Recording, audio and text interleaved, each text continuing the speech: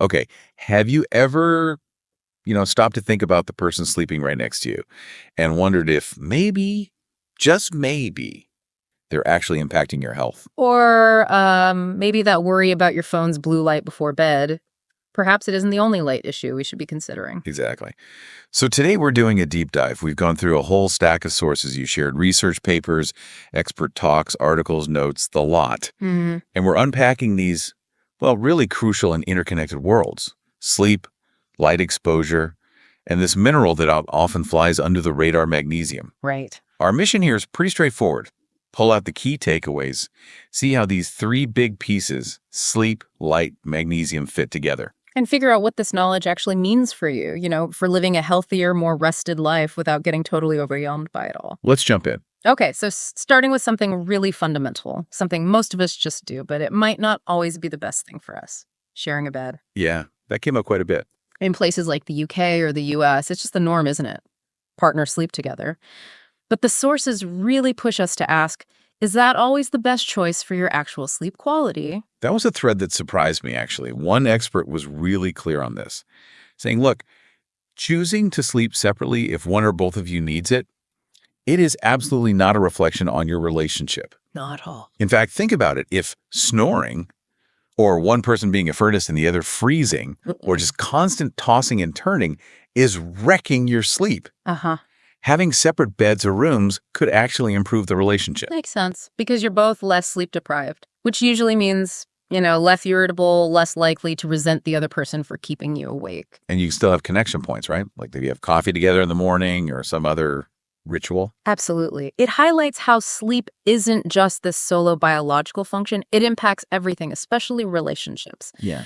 When you haven't slept well, your empathy tanks, your sense of humor vanishes, your tolerance level is zero. Not great for living with someone. Definitely not. So if you've got the space, thinking about separate sleeping arrangements isn't some radical failure. It can be a really practical step towards getting decent rest for both people. And it's not like it's unheard of elsewhere or historically. Exactly. The sources pointed this out. Germany, separate duvets. Genius for temperature differences. So simple. Or historical examples like aristocrats often having separate bedrooms. It's not some universal law that partners must share the exact same sleep space. Okay, but on that snoring point, Mm. the sources had a really important health warning. Yes, this is crucial. Before anyone just writes off loud snoring as like, oh, just an annoyance, you really need to consider obstructive sleep apnea, OSA. That's right. This isn't just noise. OSA is serious. It needs proper medical attention. Can you unpack that a bit? What's actually happening? So with OSA, your airway repeatedly collapses while you sleep. You actually stop breathing for short periods. Yeah. And your oxygen levels drop. Your brain then jolts you partially awake, just enough to gasp for air. This causes these big surges in blood pressure. Okay, that sounds bad. It is over time. Those surges can damage the small blood vessels, throughout your body eyes, brain included. And there's a concerning link between OSA and a higher risk for things like dementia later on. So it's not just about feeling tired. Not at all. Now, straightforward snoring, the kind without these apnea events, that's usually not a major direct health threat in itself, though obviously disruptive. But OSA is different. Are there ways to check? Well, there are snoring apps that can track patterns, which might give you a clue.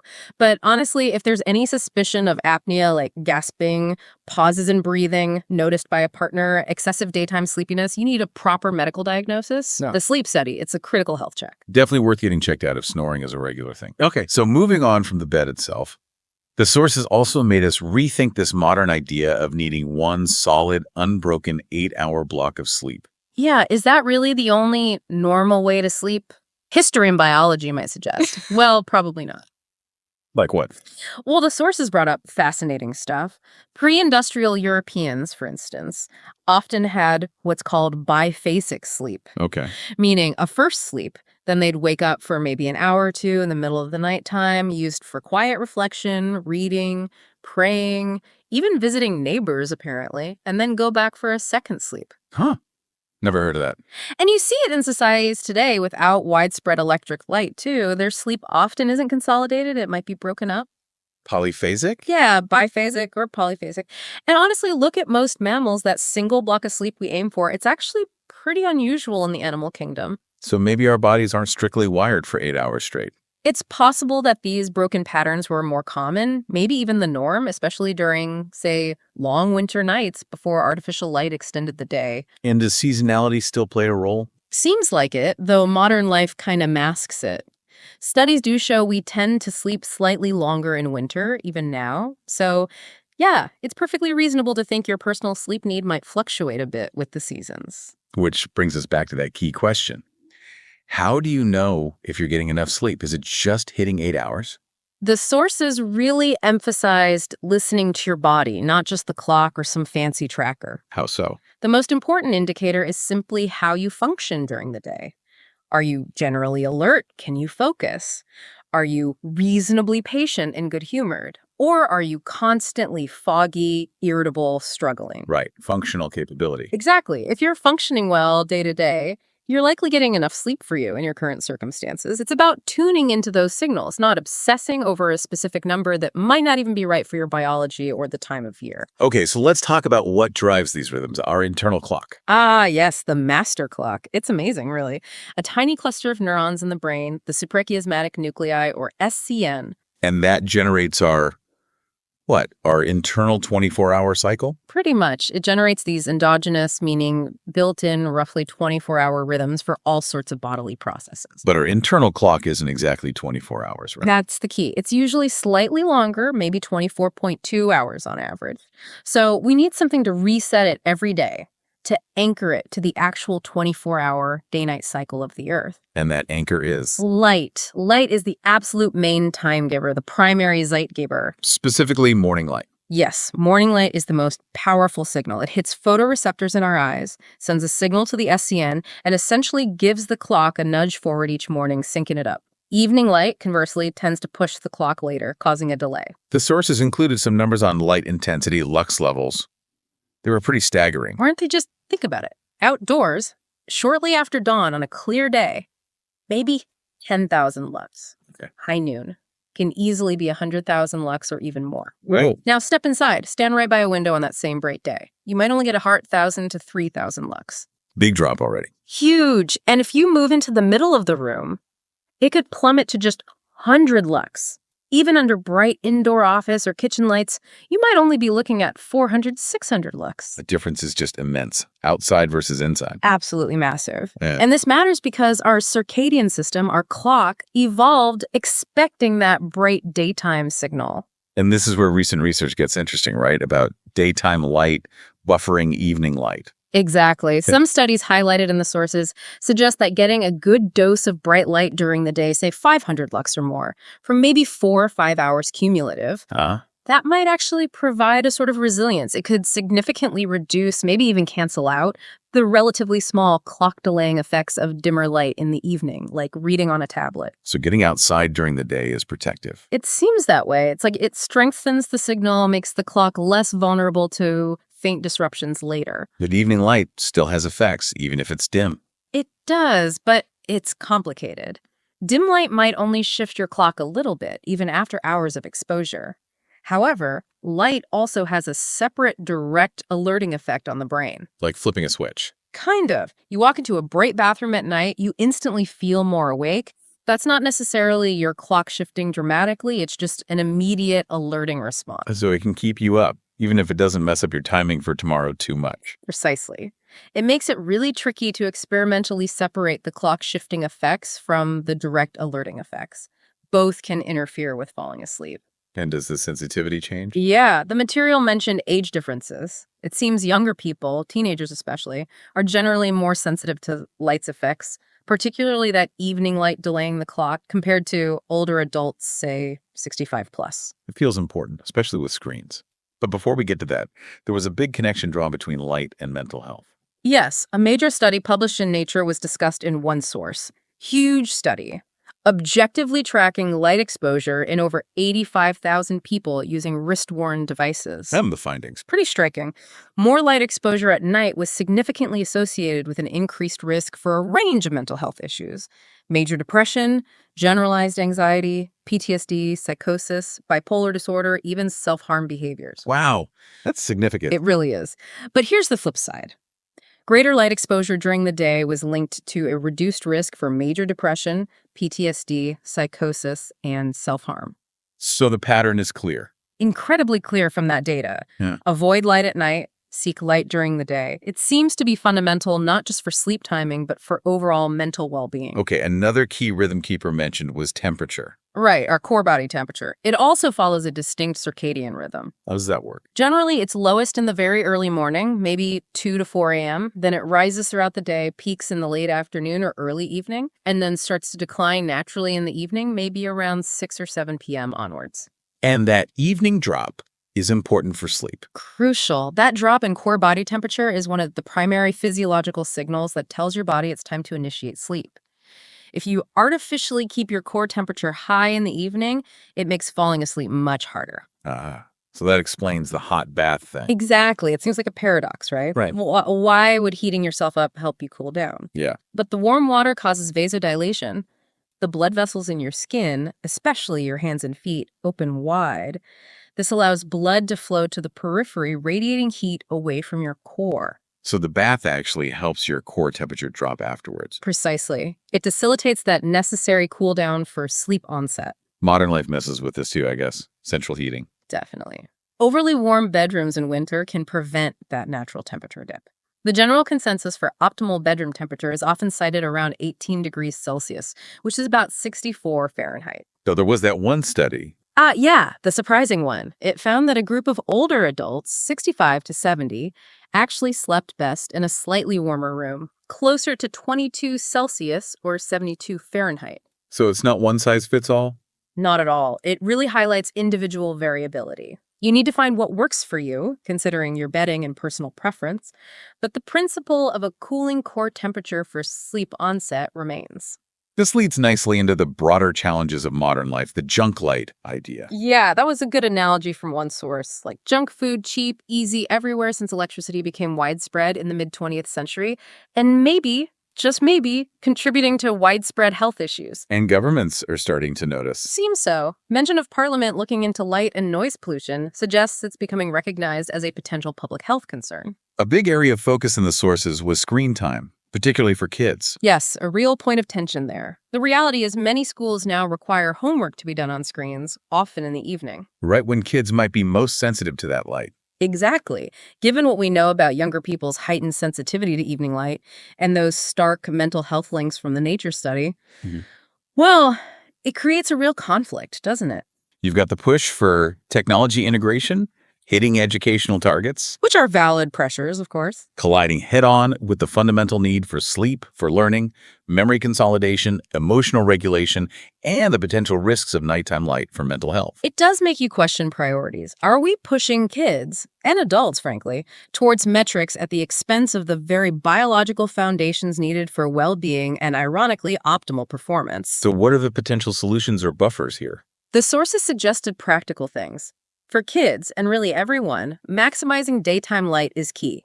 Get outside during breaks, lunch, even if just for 10-20 minutes. That bright natural light helps anchor the clock. Maybe even educate kids about why light matters. That could be powerful. And then in the evening, implementing some kind of screen cutoff, maybe 60, maybe 90 minutes before the intended bedtime. Creating a wind-down routine. Exactly. Using that time for non-screen, lower light activities, reading a physical book, listening to calming music, chatting, a bath. Anything that signals to the brain, it's time to shift down gears. It feels like part of a bigger societal picture, this constant onness. It does. We seem to accumulate these little micro stresses all day long. If there's no deliberate winding down period, you arrive at bedtime mentally buzzing, wired, even if you feel physically tired. And then sleep is poor, which makes the next day harder. Vicious cycle. Poor sleep hammers your ability to cope with stress, focus, multitask, all the things modern life demands. And you mentioned that myopia link again earlier. Short-sightedness. Yeah, the correlation between less time outdoors, less bright daytime light exposure, and rising rates of myopia, especially in kids. While glasses can correct vision, it's maybe like a canary in the coal mine. A sign that other biological systems are being affected by this lack of natural light. Potentially. It suggests we might be impacting fundamental processes in ways we don't fully grasp yet. Which really underscores the importance of simpler interventions and relaxation. Absolutely. The feeling of being rested isn't just about hours logged. Anecdotally, and supported by some discussion in the sources, taking time to properly wind down, even if total sleep duration doesn't change much, seems to lead to feeling subjectively better rested. And daytime rest. Also valuable. Taking a proper, quiet, maybe screen-free break during the day doesn't just feel good, it can actually be restorative and potentially improve the quality of your sleep later that night. What about naps? The consensus seemed to be short naps, maybe 20, 30 minutes, ideally earlier in the day, can be great for a performance boost later on. But longer naps or napping too close to bedtime can definitely interfere with nighttime sleep pressure. And things like mindfulness. Good evidence supporting mindfulness and similar relaxation techniques for reducing insomnia symptoms and managing stress. It helps calm that racing mind. Weighted blankets came up too. Yeah, and that was an interesting point about individual response versus averages.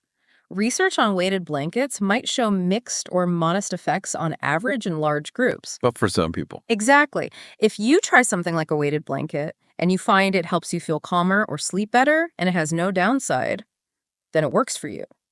That individual experience is valid. We shouldn't dismiss things just because they don't produce huge average effects in trials. Placebo is still an effect. It's easy to get lost in averages and miss what works personally. Totally. Okay, shall we bring in the final piece? Magnesium. Yes, the forgotten mineral, as one source called it. It's pretty fundamental, fourth most abundant mineral in the body.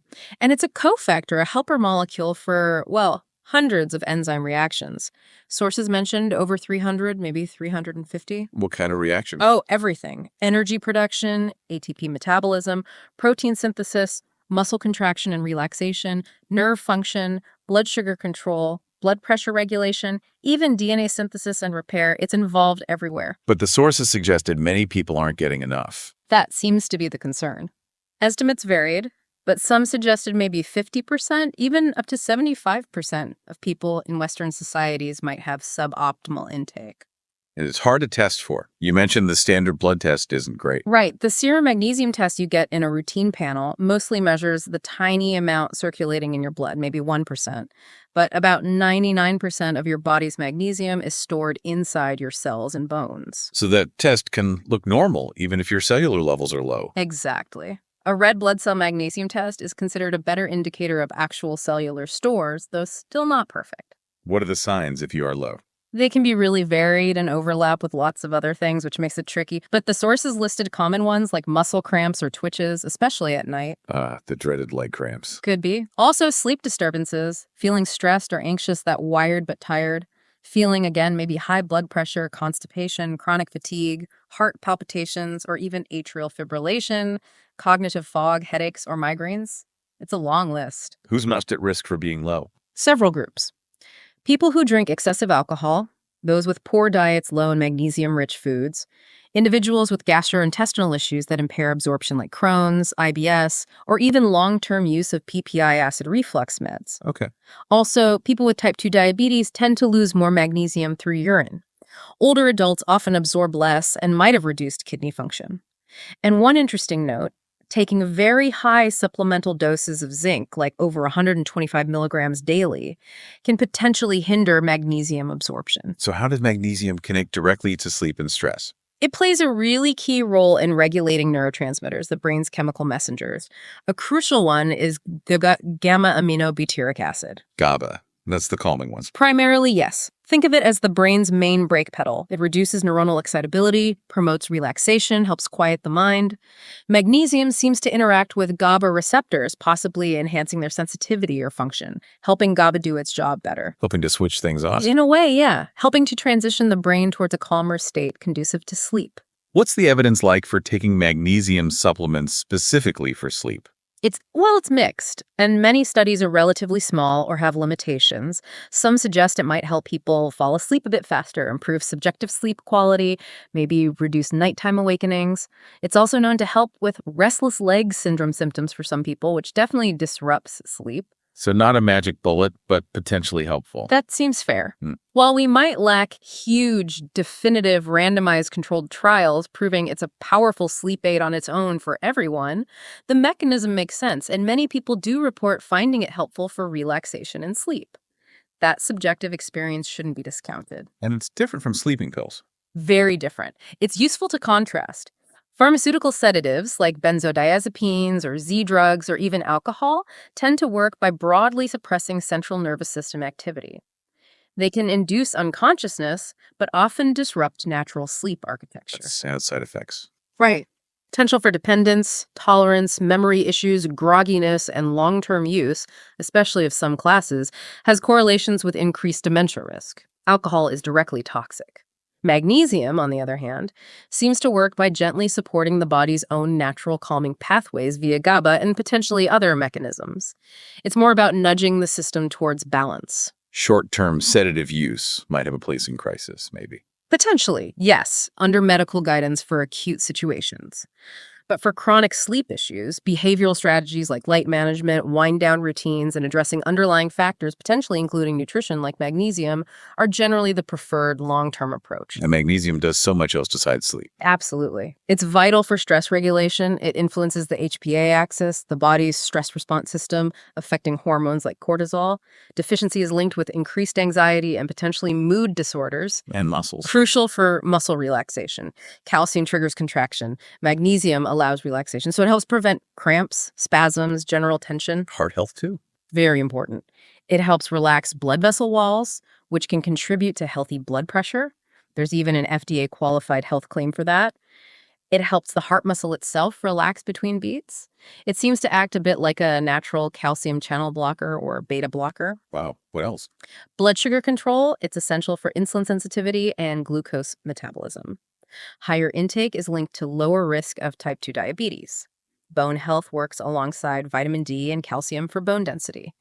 And migraines deficiency is implicated in migraine mechanisms, and supplementation helps some sufferers. Okay, so it's doing a lot. How does it compare to melatonin, which people often think of for sleep? Good question. They're quite different. Melatonin is a neurohormone.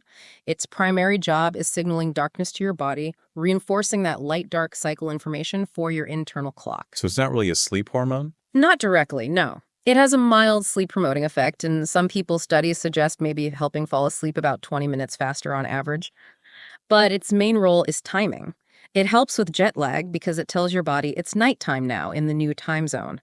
It might also play a role in the body temperature drop needed for sleep. But you don't need melatonin to sleep normally. Correct. Your body can regulate sleep without supplemental melatonin. Long-term use doesn't seem to suppress your own production significantly, but its effects are often subtle unless you're, say, severely jet-lagged or have a specific circadian rhythm disorder. So it's more of a timing signal, magnesium more of a calming agent. That's a reasonable way to think about it. Melatonin helps set the stage. Magnesium helps calm the actors. Got it. So if someone wants to increase magnesium, where should they start? Food first. Always the best approach. The sources listed plenty of great options. Dark leafy greens are stars, spinach, kale, Swiss chard. Magnesium is literally at the heart of the chlorophyll molecule. Makes sense why they're green then. Exactly. Also, legumes, beans, lentils, chickpeas, nuts like almonds, cashews, Brazil nuts, seeds, pumpkin, flax, chia are fantastic. Any others? Bananas, avocados, tofu, fatty fish like salmon or mackerel, whole grains, and yes, good quality dark chocolate. Even things like kelp or using a low-sodium sea salt blend can contribute. Is it easy to absorb from plants?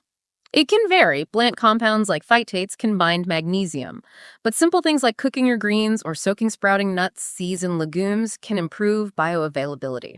And if diet isn't enough or someone suspects a deficiency, what about supplements? Lots of different types. Yes, it can be confusing. The sources mention several forms. Magnesium glycinate often gets highlighted. It's magnesium bound to the amino acid glycine, generally well absorbed, gentle on the stomach, and glycine itself has calming properties, so it's often recommended for relaxation, sleep, mood.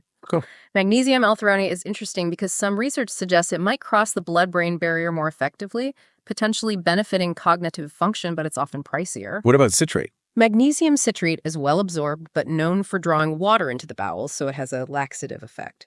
Good if you need help with constipation, maybe not ideal otherwise.